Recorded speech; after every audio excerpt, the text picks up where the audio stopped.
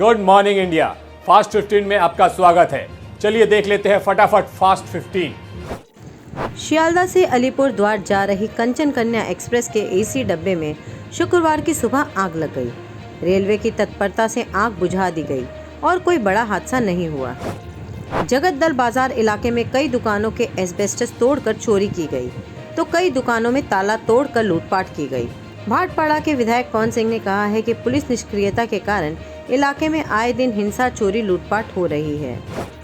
Corona टीकाकरण अभियान में सभी वर्गों के लोग बढ़ चढ़कर शामिल हों, इसके लिए तरह तरह के नुस्खे अपनाए जा रहे हैं। चेन्नई में मछुआरों के एक गांव में टीकाकरण के लिए लोगों को प्रोत्साहित करने के लिए बिरयानी और मुफ्त में उपहार देने का लकी ड्रॉ स्कीम शुरू की गई है। एनजीओ का कहना है कि उसकी ये स्कीम काम आ रही है। गांव में वैक्सीनेशन लगाने की संख्या में वृद्धि हुई है।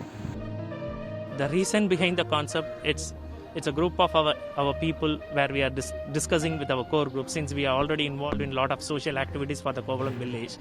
But on a longer run, we think that the vaccination is the main agenda. But people started afraiding due to some unwanted social media circulation. So we discussed how to attract the people and to get the work done. So we had a discussion with CN Ramdas Trust and Siraj Trust with the bumper prize and all the biryanis concept, recharge concept. They said let's straight away go with that. Before starting this drive, it was generally below 50 people only vaccinated. Last 3 days we had vaccinated above 400 people, and apart from that 738 registration is on the card. We may say it due to the bumper prize, the concept, and for the biryani concept, but wholeheartedly what we need to do, because government is taking a lot of steps. It's like a wings we need here and there. Some people need to come forward to support the government. That's a concept created, and it has been reaching out to the people in a right way.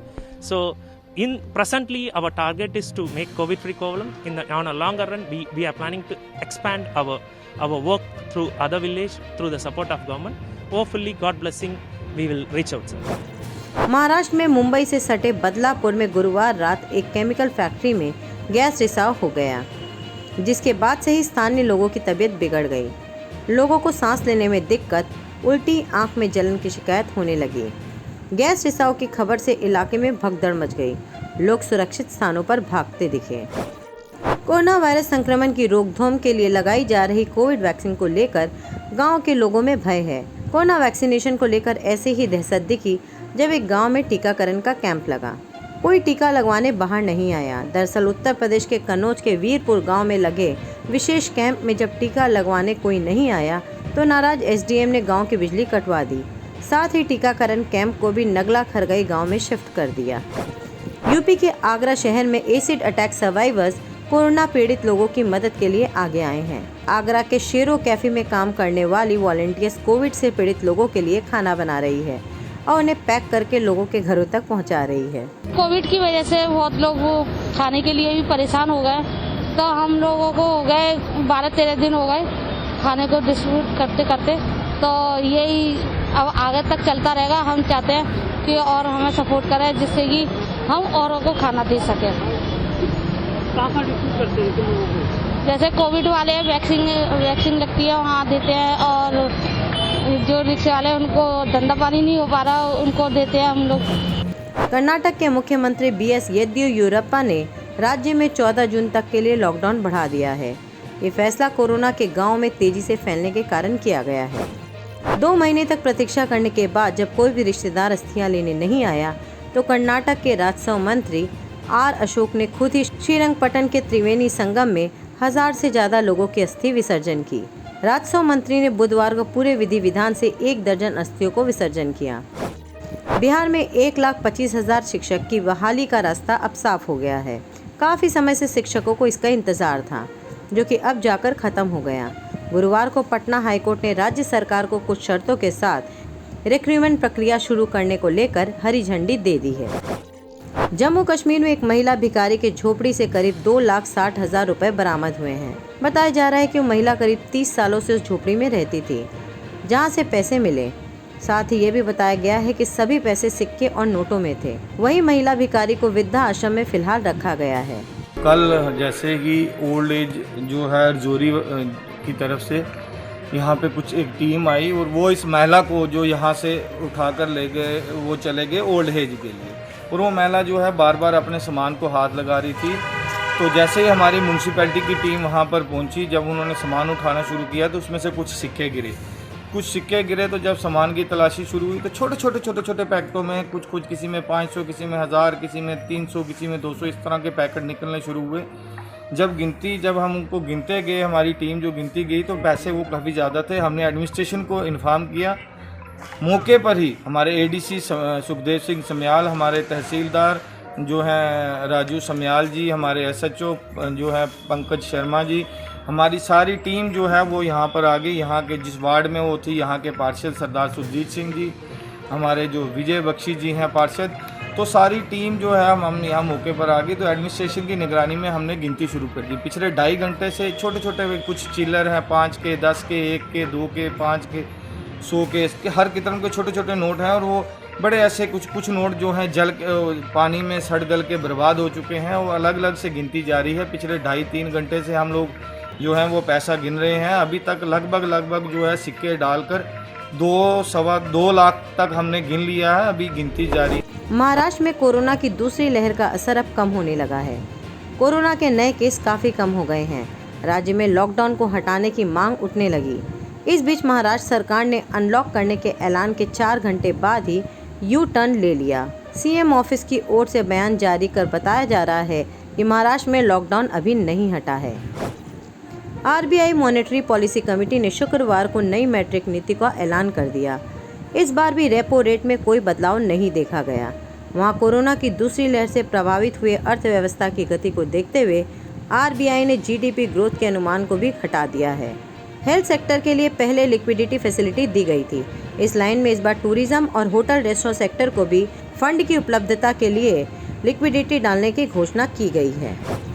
देश में corona virus की दूसरी लहर का जिम्मेदार इसका delta variant है। Corona का ये वेरिएंट भारत में प्रमुख संस्करण है।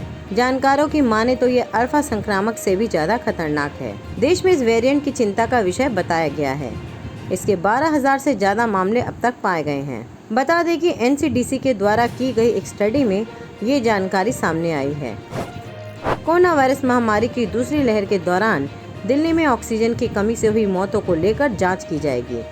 दिल्ली के डिप्टी सीएम मनीष सिसोदिया ने कहा है कि खबरें आई हैं कि कुछ अस्पतालों में ऑक्सीजन की कमी के कारण मौत हुई है। एक 4 सदस्यीय समिति बनाकर सरकार ने फाइल उपराज्यपाल के पास भेज दी है। जैसे ही ये वहां जाएगी वैसे ही काम करना शुरू कर देगी। ये समिति एक मौतों के कारण के बारे में निर्णय लेगी। सेकेंड वेव के दौरान इस तरह के कुछ खबरें बीच में सामने आई कि किसी अस्पताल में या शायद कुछ अस्पतालों में ऑक्सीजन की कमी के कारण डेथ्स हुई। हम सब जानते हैं कि ऑक्सीजन का पूरा क्राइसिस रहा सेकेंड वेव में, और इसके दौरान जब इस तरह की खबरें आई कि ऑक्सीजन की कमी के कारण अस्पतालों में मरीजों की डेथ हुई, तो उसको गवर्नमेंट ने भी सीरियसली लिया और ये निर्णय लिया गया था कि एक कमेटी बना के, 4 सदस्य कमेटी बना के इसकी पूरी जांच की जाएगी कि अगर कहीं से इस तरह का कोई सूचना, इस तरह का कोई क्लेम, इस तरह का कोई दावा आता है कि यहाँ पर ऑक्सीजन की कमी की वजह से किसी मरीज़ की डेथ हुई, तो उसकी पूरी जांच की जाए। और वो एक्सपर्ट कमेटी है, मेडिकल एक्सपर्ट्स की कमेटी है, तो इसकी फ़ाइल एलजी साहब के पास भेज दी है सरकार ने इस कमेटी का गठन करके। और जैसे ही ये एलजी साहब के पास से आ जाएगी वैसे ही ये कमेटी काम करना शुरू कर देगी। और ये कमेटी हफ्ते में 2 बार मिलके एक केस के बारे में निर्णय लेगी कि ये डेथ किस कारण से हुई, इसके बारे में अगर कोई ऐसा क्लेम है। और अगर किसी की डेथ ऑक्सीजन की कमी की वजह से हुई तो सरकार की ओर से भी ऐसे मामलों में 5 लाख रुपए के कंपनसेशन का ऐलान, 5 लाख रुपए के परिवार को, पीड़ित परिवार को सहायता राशि का ऐलान मुख्यमंत्री जी ने किया है, वो भी दिया जाएगा। तो हमने ये कमेटी बना दी है, इसकी फ़ाइल एलजी साहब के पास चली गई है। जैसे ही एलजी साहब से अप्रूव होकर आएगी, जैसे ही एलजी साहब के पास से आएगी, वैसे ही इस पर ये कमेटी काम करना शुरू कर देगी। मध्य प्रदेश में जूनियर डॉक्टरों ने अपनी मांगों को लेकर सामूहिक इस्तीफा दिया है। इसमें करीब 3000 जूनियर डॉक्टर्स हैं। मध्य प्रदेश हाईकोर्ट ने जूनियर डॉक्टरों की हालत को अवैधानिक ठहराया है। मुख्य न्यायाधीश मोहम्मद रफीक और जस्टिस सुजय पाल की युगल पीठ ने जूनियर डॉक्टरों को निर्देश दिया है कि वो 24 घंटे के भीतर हड़ताल समाप्त कर काम पर लौट आएं। आज के फास्ट 15 में इतना ही। कल फिर होगी आपसे मुलाकात।